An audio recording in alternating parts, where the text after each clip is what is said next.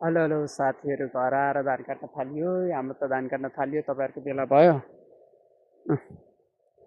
ओ उतापट्टिको सकेर आएको धान काटे यस्तो हात दुखेर हेरी, यो घडी लगाएको ठाउँ हेरी ढाड दुखेर गाह्रो छ के गर्ने, आएपछि गर्नै पर्यो। साथीहरू अरू सबै धान काट्दै छन्, म त हिँडेको। यस्तो हात दुखेर यहाँनिर घडी लगाएको ठाउँ हेरी त धानै पक्रिएन हुन छोड। धान लडेर यस्तो छ है, बिजोग छ बिजोग। धान लडेर सबै धान लडेको छ। लड्न पनि काट्न बिहान कति बजे 8 बजी आएको, अहिले 12 बज्यो। 3 वर्षपछि आएर कचिया समातेर 8 बजेदेखि 12 बजेसम्म काट्दाखेरि त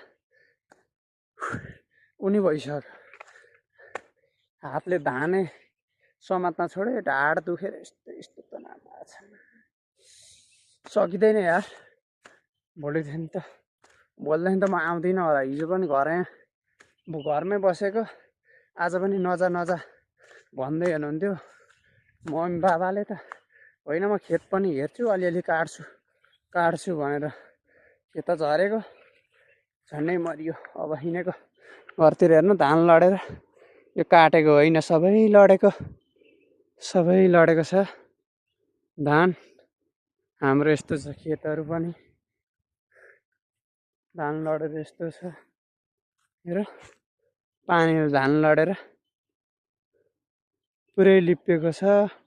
ओ पारी खोला छ उता सिरुवानीतिर हो, सिरुवानी। हाम्रो यस्तोमा छ खेत। ओ यो ठाडा उकाल जानुपर्छ।